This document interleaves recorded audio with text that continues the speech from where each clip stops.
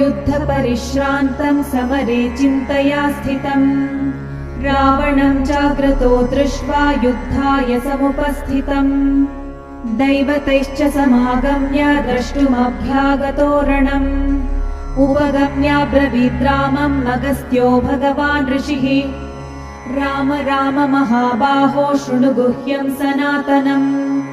येन सर्वनरीन् वत्स समरे विजयिष्यसि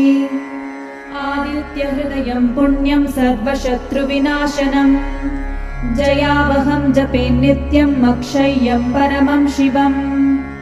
सर्वमङ्गलमाङ्गल्यं सर्वपापप्रणाशनम् चिन्ताशोकप्रशमनम् आयुर्वर्धनमुत्तमम्